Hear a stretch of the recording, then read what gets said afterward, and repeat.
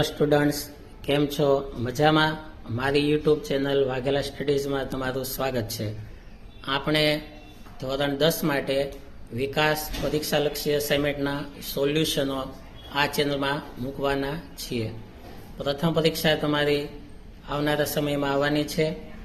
તો સૌથી પહેલાં વિકાસ પરીક્ષાલક્ષી અસાઇનમેન્ટમાં વિજ્ઞાન વિષયના સોલ્યુશન મૂકવાના છીએ આપણે. તેમાં પ્રશ્નપત્રનો પરિરૂપ મેં વિડીયો પહેલો જે હતો તેમાં સમજાવ્યું હતું. હવે વિભાગ એના તો તમામ ઉત્તરો અપાયેલા છે. વિભાગ બીના ઉત્તરની PDF હું મૂકવાનો છું. તો વિદ્યાર્થી મિત્રો, મારી ચેનલમાં તમે જોયા કરજો. સૌથી પહેલાં પ્રકરણ 1 અપાયેલું છે, તો તેના પ્રશ્નોના ઉત્તરો આપણે જોઈએ. તો સૌથી પહેલો સવાલ છે કે ચળકતા કથ્થાઈ રંગના તત્વ X ને હવામાં ગરમ કરતા તે કાળા રંગનું બને છે, તો તત્વ X શું છે? જવાબ છે તત્વ X એ કોપર છે. તેને હવામાં ગરમ કરતા તે કોપર ઓક્સાઇડ બને છે.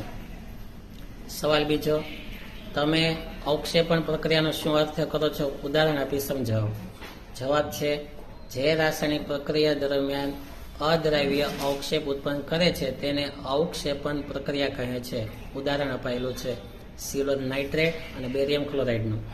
સવાલ 3, મેગ્નેશિયમની પટ્ટીને હવામાં સળગાવતા પહેલા શા માટે સાફ કરવામાં આવે છે? તો ઉત્તર છે મેગ્નેશિયમ ધાતુ ખૂબ જ ક્રિયાશીલ હોવાથી તેને હવામાં ખુલ્લી રાખતા તેની બહારની સપાટી પર મેગ્નેશિયમ ઓક્સાઇડનું નિષ્ક્રિય પડ બને છે. આ પડને દૂર કરવા માટે તેને સાફ કરવામાં આવે છે. સવાલ નંબર 4, જ્યારે કોપર સલ્ફેટના દ્રાવણમાં આયર્નની ખીલી ડુબાડવામાં આવે ત્યારે કોપર સલ્ફેટના દ્રાવણનો રંગ શા માટે બદલાય છે? જવાબ છે આયર્નની ખીલીને કોપર સલ્ફેટના દ્રાવણમાં ડુબાડતા કોપર કરતાં આયર્ન વધારે ક્રિયાશીલ હોવાથી તે કોપરનું વિસ્થાપન કરે છે. પરિણામે આયર્ન સલ્ફેટ બને છે, જે લીલા રંગની હોવાથી દ્રાવણનો રંગ બદલાય છે. સવાલ 5, એવી વિઘટન પ્રક્રિયાના પ્રકારો જણાવો.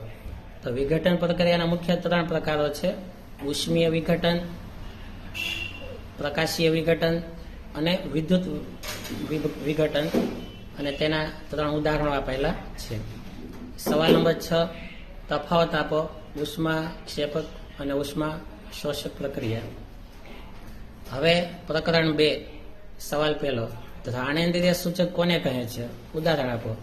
જવાબ, જે પદાર્થો એસિડિક કે બેઝિક માધ્યમમાં વાસ બદલાય છે તેવા પદાર્થોને ઘ્રાણેન્દ્રિય સૂચક કહે છે. ઉદાહરણ વેનીલા અર્ક અને લવિંગનું તેલ. સવાલ નંબર 2, શા માટે દહીં અને ખાટા પદાર્થોને પિત્તળ તેમજ તાંબાના વાસણમાં ન રાખવા જોઈએ? જવાબ છે દહીં અને ખાટા પદાર્થો એસિડ ધરાવે છે, જે પિત્તળ તેમજ તાંબાના વાસણો સાથે પ્રક્રિયા કરે છે અને ઝેરી પદાર્થ બનાવે છે, જે આપણને નુકસાન કરે છે.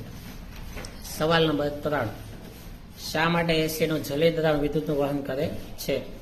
જવાબ, એસિડ જ્યારે પાણીમાં ઓગળીને દ્રાવણ બનાવે છે ત્યારે એસિડનું આયનીકરણ થાય છે. પરિણામે ઉદ્ભવતા આયનોની હાજરીને કારણે તેમાંથી વિદ્યુતનું વહન થાય છે. સવાલ નંબર 4, તમારા મત મુજબ ખેડૂત માટીની કઈ પરિસ્થિતિમાં તેની ખેતરની માટીમાં ક્વિકલાઇમ એટલે કે કેલ્શિયમ ઓક્સાઇડ અથવા ફોડેલો ચૂનો એટલે કે કેલ્શિયમ હાઇડ્રોક્સાઇડ અથવા ચાક કેલ્શિયમ કાર્બોનેટનો ઉપયોગ કરશે? જવાબ છે ખેતરની માટીની pH જ્યારે 6.5 થી ઓછી હોય ત્યારે તે એસિડિક ગુણ ધરાવે છે. આ એસિડિક માટીને તટસ્થ કરવા માટે ખેડૂત તેમાં બેઝિક પદાર્થો જેવા કે ક્વિકલાઇમ, ફોડેલો ચૂનો કે ચાક ઉમેરે છે. સવાલ નંબર 5, સોડિયમ હાઇડ્રોજન કાર્બોનેટના દ્રાવણને ગરમ કરતા શું થશે? તેમાં થતી પ્રક્રિયા માટે સમીકરણ આપો.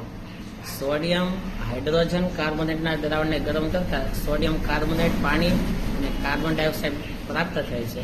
તેનું સમીકરણ. સવાલ નંબર 6, શા માટે નિષેધિત પાણી વિદ્યુતનું વહન કરતું નથી જ્યારે વરસાદી પાણી વિદ્યુતનું વહન કરે છે? જવાબ, નિષેધિત પાણી એ શુદ્ધ પાણી છે, તેમાં કોઈ આયનો હોતા નથી. જ્યારે વરસાદનું પાણી છે એ એસિડ જેવી અશુદ્ધિ ધરાવે છે, જે પાણીમાં ઓગળતા આયનો મુક્ત થાય છે અને આ આયનો દ્વારા તે વિદ્યુતનું વહન થાય છે. તો મિત્રો, આવનારા વિડીયો માટે મારી ચેનલમાં તમે બન્યા રહેજો. મારી ચેનલને લાઈક કરો, શેર કરો અને સબસ્ક્રાઈબ કરજો.